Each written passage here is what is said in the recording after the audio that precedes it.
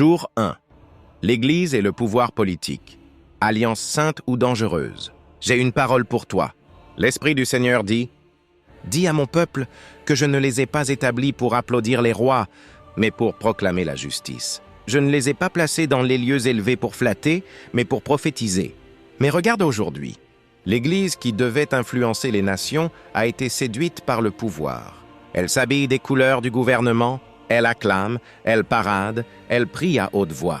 Mais elle se tait devant le péché. Voici une exhortation. Jean-Baptiste, envoyé de Dieu, n'était pas un prophète de palais.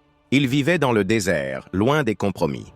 Et quand il s'est présenté devant le roi Hérode, il a dit avec audace, « Il ne t'est pas permis d'avoir la femme de ton frère. » Évangile selon Marc, chapitre 6, verset 18. Aujourd'hui, combien de voix s'élèvent encore pour dire à nos dirigeants, « Il ne t'est pas permis » À la prestation de serment de nos autorités, les églises étaient là, présentes, bien en vue, bien habillées.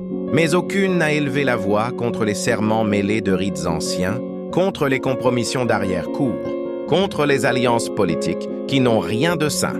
Le prophète Ézéchiel avertit les bergers d'Israël en disant « Malheur aux pasteurs d'Israël qui se paissaient eux-mêmes ». Livre du prophète Ézéchiel, chapitre 34, verset 2. Et aujourd'hui encore, certains autels ne sont plus des lieux de sanctification, mais des plateformes de propagande. Des pasteurs se muent en conseillers d'État, mais oublient de rester les messagers de Dieu. Des églises se battent pour des invitations officielles, mais laissent mourir les orphelins spirituels. Mais Dieu cherche encore un Élie, un homme ou une femme qui peut se tenir devant Achab et dire « L'Éternel est vivant, le Dieu d'Israël, devant qui je me tiens. » Premier livre des rois, chapitre 17, verset 1. Pas un prophète de salon, mais un prophète du ciel.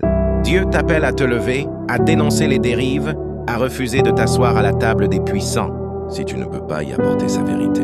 Le monde n'a pas besoin d'une église populaire. Il a besoin d'une église prophétique. Like et commente si tu reçois cette parole. Partage-la pour réveiller la conscience des sentinelles endormies.